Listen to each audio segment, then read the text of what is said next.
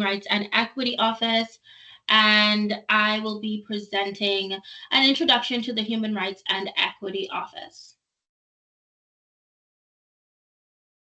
So before we start, I'd like to first start with the land acknowledgement.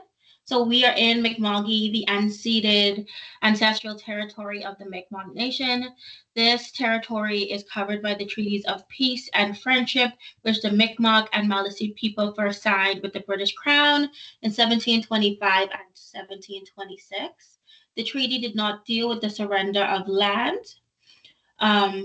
And resources, but in fact recognized the Mi'kmaq and Maliseet title and established a rule for what was to be an ongoing relationship between nations. Acadia is committed to growing and nourishing this relationship and working to fulfill the Truth and Reconciliation Commission's call to action for post-secondary education. Acknowledging that we are on the land we are on means that we first acknowledge and bear witness to the truth of colonial experience of Indigenous people here in Canada as genocide.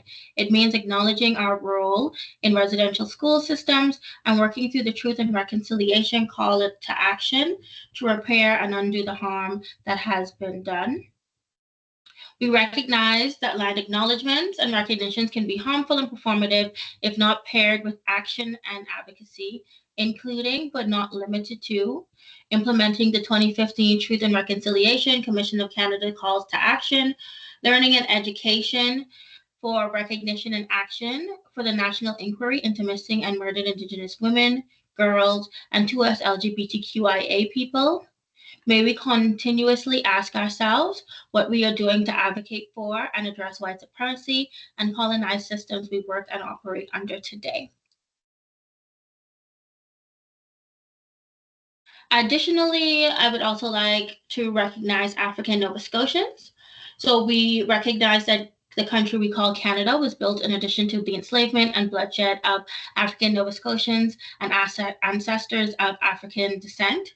We must affirm and recognize African Nova Scotians as a distinct people who descend from free and enslaved Black planters, Black loyalists, Black refugees, Maroons, and other Black people who inhabited the original 52 land-based Black communities in the part of Mi'kma'ki known as Nova Scotia. African Nova Scotian communities whose histories, legacies, and truths have been a part of Mi'kma'ki and Turtle Island for over 400 years. Having resided in the region for over 400 years, African Nova Scotians contributed to Nova Scotia and Canada began over 150 years before Canada became an independent country. African Nova Scotians came to the province through enslavement or fleeing enslavement elsewhere and continued to experience all manners of structural, systematic, and individual discrimination. Until 1961, more than half of all Black people in Canada were African Nova Scotian. The province of Nova Scotia identifies African Nova Scotians as a founding culture. As an institution made up of individuals, we should strive to recognize and eradicate systematic racism and its historical and current impacts. We strive to acknowledge the histories and richness of African Nova Scotian people. We honor and offer gratitude to those ancestors of African descent who came before us to this land.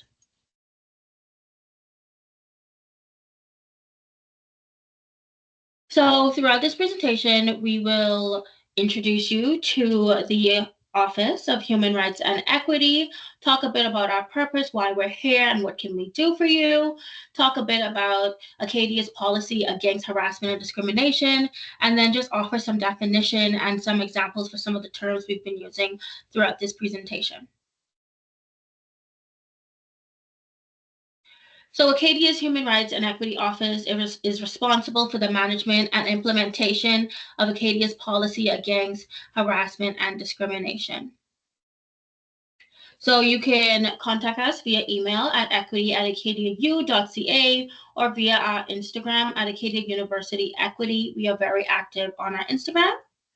But getting into our office staff members, We have our director, Polly Leonard. Her pronouns are she, her, and her office is 104 here in Bancroft House, and her phone number is 902-585-1229. So I guess just a brief not bibliography, biography of Polly. So she moved to Nova Scotia in 2020, and while she does consider herself to be an urbanite, she fell in love with the nature and beauty of this province.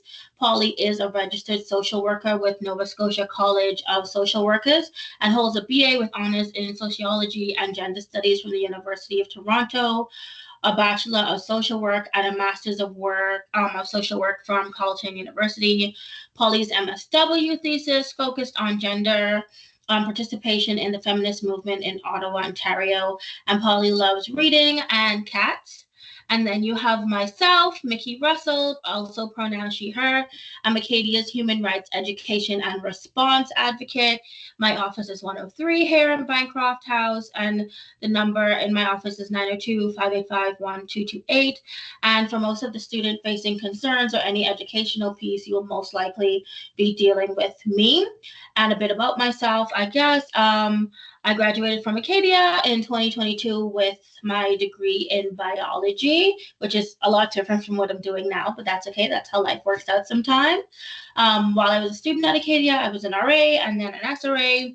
And shortly after graduation, I started working in residence life, where I continued all of the work I did as a student in terms of making Acadia more accessible, more equitable, diverse, and inclusive. And I continued that into my RLC role and then eventually moved into this role where I could make even more of a difference. I'm originally from the Bahamas and came to Canada when I did my undergrad. And I guess some fun facts in there is I've worked a lot of unique jobs, including being in the circus. And I also have a cat and a bunny. So, what is our purpose? Why are we here? What are we here to do? So the Office of Human Rights and Equity is here for anyone on campus, and anyone can access us just by giving us an email or a call just to make an appointment. If you hear or experience harassment or discrimination, come and talk to us, whether that be racism, sexism, ableism, transphobia, homophobia, or any other Islamophobia. Come and give us a chat. We support people through difficult times, and that could be if a faculty member is mistreating you, if it's an RLC that's mistreating you, if it's an RA, if it's another student. We help you to navigate that. So what are some of the things we could do? So in terms of things we could do, we could address students, staff, and faculty, which is about every member of the Acadia community. We prevent discrimination, sexual harassment, and personal harassment. We create a confidential and safe space through the Acadia University policies against harassment and discrimination. We take both formal and informal complaints. We deal with mediation and dispute resolution. And my little last point is being blocked by this thing. Oh, and basically any matter that deals with human rights where the people you would come and have a chat with. So getting into it, I've mentioned the Acadia policy against harassment and discrimination. So what is it? So this policy is underpinned by the commitment to deconstruct the problematic structures of systematic racism and discrimination within the university community. Acadia upholds a commitment to foster a culture within the university community that is welcoming and reflective of the diverse individuals that comprise the community, and to foster cultural safety, anti-oppression, and anti-racism within the university community, making it our goal to achieve a culture where our diversity is our strength. So just going to show you a quick short video basically discussing the policy and both the formal and informal complaint process. Sorry, I accidentally clicked into the next slide.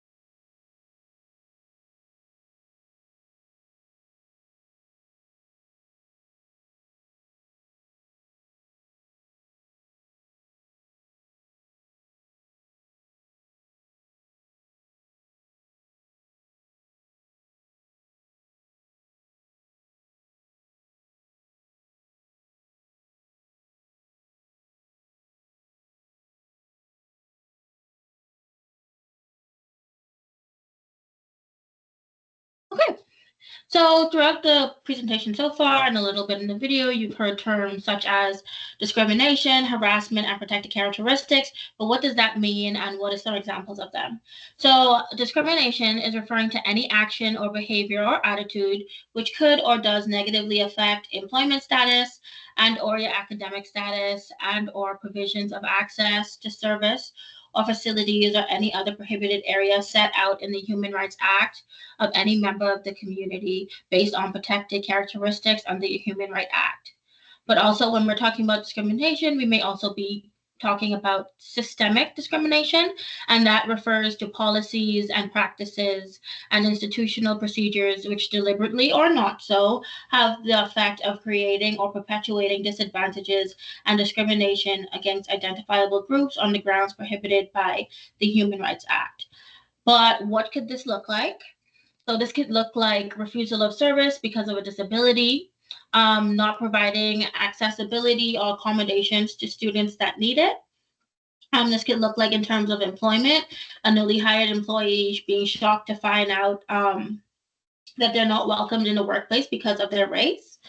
Um, as a Black Nova Scotian, they see racist jokes circulating through company email. And when they bring up their concerns, they're told to toughen up and then start being ignored by some of their coworkers. This could also look like a policy that requires you to identify as either male or female, and this could be, and that being discrimination based on your gender identity or expression. So, what are protected characteristics? So these characteristics, these traits, these identities that are protected under the Canadian human rights legislation. So that means that no one is allowed to mistreat you or treat you differently, harass you, bully you, or discriminate against you based on these identities. Acadia's policy against harassment and discrimination does follow the Nova Scotian Human Rights Act, and the policy works to protect you from harm, as well as to hear complaints when harm has been done.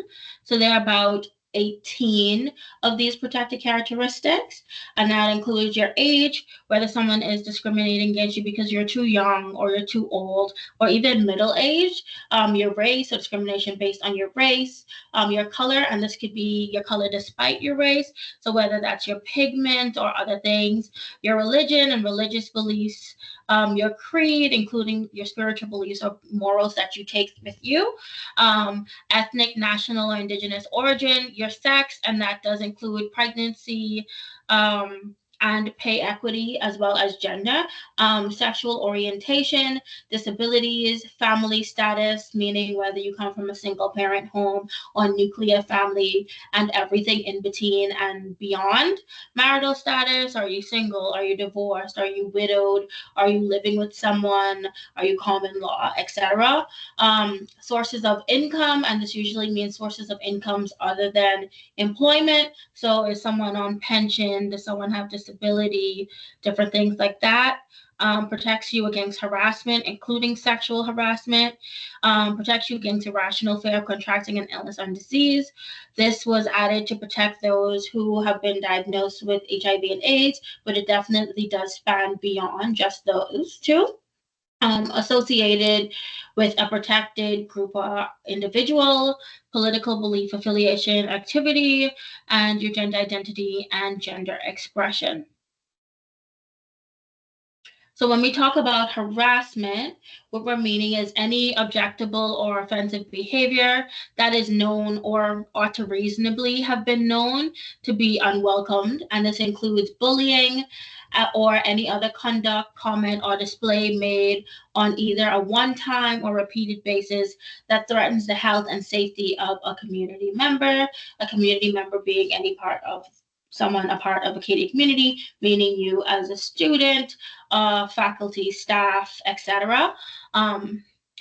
Creating, and this could look like creating and intimidating hostile or offensive work, learning, or living environment, objectionable or offensive behavior that is unwelcome by the recipient or a witness to that behavior. So if you didn't consent to witness or to see something, that could also be included. Conduct that adversely affects an individual employment, relationship, work, or academic performance. aggressive and or bullying behavior, aggressive words or actions that are intimidating or threatening, foul, abusive, and profane language directed to another person, sabotage of ability to properly perform duties, malicious gossiping, abuse of power, and then reprisal against any person who makes a good faith complaint under the policy. And this can also look like denying an individual's dignity and self-respect.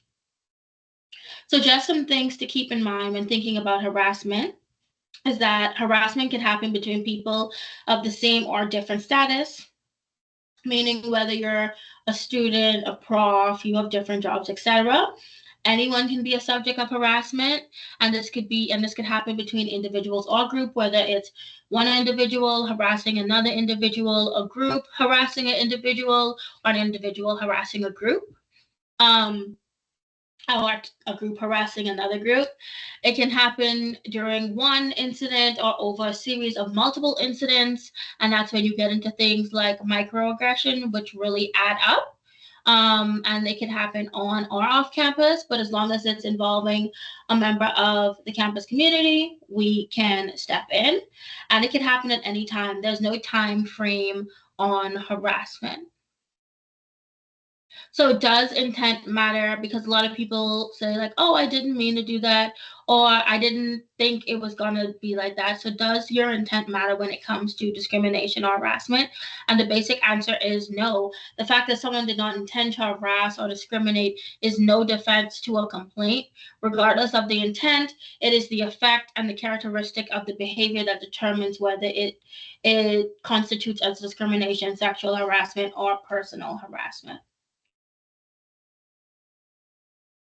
So, going into something that a lot of us have heard for a good portion of our lives is online harassment or cyberbullying.